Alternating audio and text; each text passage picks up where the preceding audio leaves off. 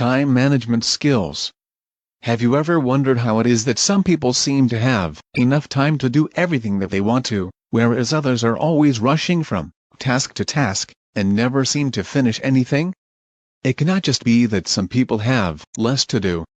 It's much more likely that they are using their time more effectively, in other words, showing good time management skills. Time management is the ability to use your time productively and efficiently. You could also think of it as the art of having time to do everything that you need, without feeling stressed about it.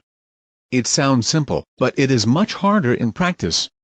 This page explains some of the principles behind good time management. The importance of time management. Time management skills are essential because few, if any, of us ever have enough time to do everything that is asked of us, or that we want to do. Time management is defined as using your time productively and efficiently, but what about when you are working as productively as possible, and you still can't get everything done? It may be better to think about time management as a combination of working productively and prioritizing your time. In other words, people who are good at time management are good at getting on and doing things. They are also, however, better at prioritizing and working out what really needs doing, and then discarding the other things. They can do this because they understand the difference between urgent and important. Urgent tasks demand your immediate attention, but whether you actually give them that attention may or may not matter. Important tasks matter, and not doing them may have serious consequences for you or others. For example, answering the phone is urgent. If you don't do it, the caller will ring off, and you won't know why they called, and it might be important. It may also, however, be an automated voice telling you that you may be eligible for compensation for having been missold insurance. That's not important. Going to the dentist regularly is important, or so we're told. If you don't, you may get gum disease, or other problems. But it's not urgent. If you leave it too long, however, it may become urgent because you may get toothache. Picking your children up from school is both urgent and important. If you are not there at the right time, they will be waiting in the playground or the classroom, worrying about where you are. You may also inconvenience others, such as teachers who are waiting with your children for you to arrive. Reading funny emails or checking Facebook is neither urgent nor important. So why is it the first thing that you do each day? See our page minimizing distractions to help you recognize and avoid other things that may distract you from getting your urgent and important tasks done. This distinction between urgent and important is the key to prioritizing your time and your workload, whether at work, at home, or when studying. It enables you to work out what to do first, and what can be left either until later, or not done at all. For example, if you leave an urgent but unimportant task, you may find that it becomes unnecessary. Using a grid like the priority matrix below can help you to organize your tasks into their appropriate categories, using the priority matrix. To use the priority matrix, it is best to review your tasks on a daily basis. Each day, ask yourself, which of my tasks needs doing within the next 48 hours? Those are the urgent tasks. Of the urgent tasks, which ones are more important? It is a good idea to list your tasks in order of importance, rather than giving them an absolute important not important distinction. Of the non-urgent tasks, which ones are more important? Again, it is a good idea to list them in order, rather than giving them an absolute distinction. Now use the answers to these questions to allocate your tasks to the boxes in the priority matrix. Following these rules, each box should contain no more than about 7 or 8 tasks. Start with the Do Now box. Crucially, don't put off urgent or important things just because they are unpleasant. They won't get any better for procrastinating.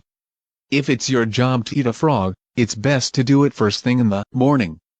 And if it's your job to eat 2 frogs, it's best to eat the biggest one first. Mark Twain. Next, look at the less urgent but still important tasks. Decide what you are going to do about them, and then schedule time into your diary to do them, or consider delegating them to someone else. Delegate the urgent but easier less important tasks. Now, eliminate the non-urgent and non-important tasks. Finally, do the work. Start your do now list. When you finish it, move on to the scheduled work or tasks. If there are more tasks that you can manage in any quadrant, it is time to A. Do some, B. Delegate some, or C. Eliminate some. Regular pruning of your matrix in this way will ensure that you can focus on what really matters and keep work flowing. An individual judgment. The urgency and/or importance of a task is not absolute. Only you can decide what you really think is important or urgent. Some people, for example, prefer to wait until they are asked a second time for a piece of work before they start to do it. If they are never asked again, they never start the work. They simply decide that it is not important enough to anyone for them to spend the time. Remember too, that you and your health are important. Just because you have lots to do doesn't mean that doing some exercise, going for a 10-minute walk or making time to eat properly is not important. You should not ignore your physical or mental health in favor of more urgent activities.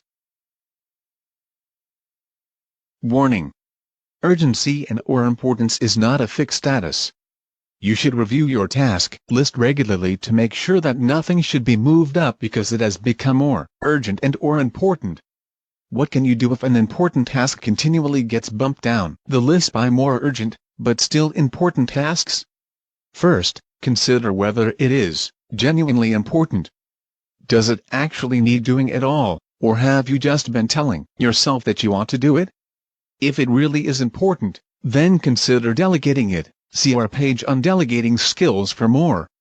Case study: a win-win situation from delegating. Jenny was the leader of a busy, highly reactive team, with constant and urgent demands on her time. She knew that she needed to think about the longer-term strategy for her team, but it was very hard to set aside the time. In a development discussion, Sarah, one of her team, expressed her desire to do some more strategic work to build up her skills. Jenny saw an opportunity for both of them, and offered Sarah the opportunity to map out the strategy for the team. Sarah jumped at the chance and produced a carefully considered plan which was a great foundation for further work. Personal versus professional. What about the balance between personal and professional priorities? There are two ways to manage this. Include both in the same matrix. Advantages: your personal items do not get lost. Disadvantages: you will need to find a balance between work and personal items. Use two separate matrices, and allocate separate time slots for dealing with each. Advantages means that you can deal with both, with a realistic view about urgency. Disadvantages can get quite complicated. It is really up to you which you choose. The key is to make it work for you. Further principles of good time management. The priority matrix is therefore key to prioritizing your workload.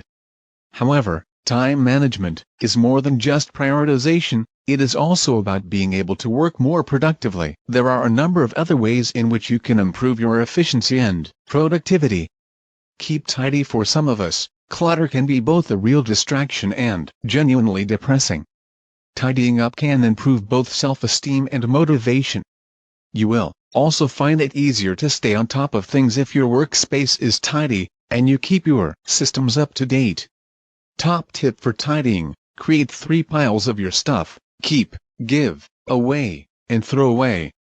Keep, if you need to keep it for your records, or do something with it. If it needs action, add it to your task list. Give away, if you don't want it, but someone else might be able to use it, and/or it is work that can and should be delegated. Throw away, or recycle, for things that have no value to you or anyone else. Use a to-do list.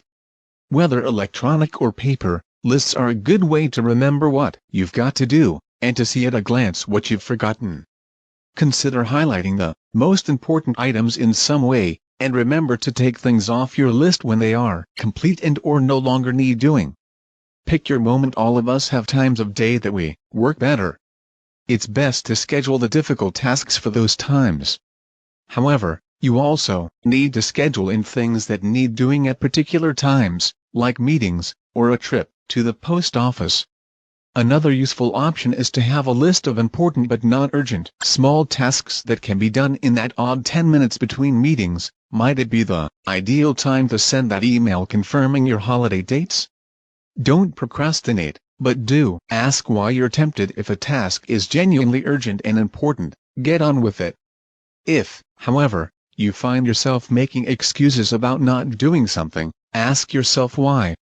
You may be doubtful about whether you should be doing the task at all. Perhaps you're concerned about the ethics, or you don't think it's the best option. If so, you may find that others agree.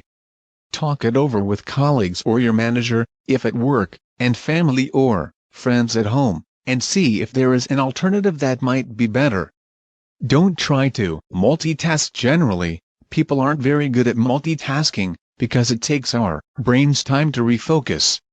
It's much better to finish off one job before moving on to another. If you do have to do lots of different tasks, try to group them together, and do similar tasks consecutively. Stay calm and keep things in perspective. Perhaps the most important thing to remember is to stay calm. Feeling overwhelmed by too many tasks can be very stressful. Remember that the world will probably not end if you fail to achieve your last task of the day, or leave it until tomorrow, especially if you have prioritized sensibly. Going home or getting an early night, so that you are fit for tomorrow, may be a much better option than meeting a self-imposed or external deadline that may not even matter that much. Take a moment to pause and get your life and priorities into perspective, and you may find that the view changes quite substantially.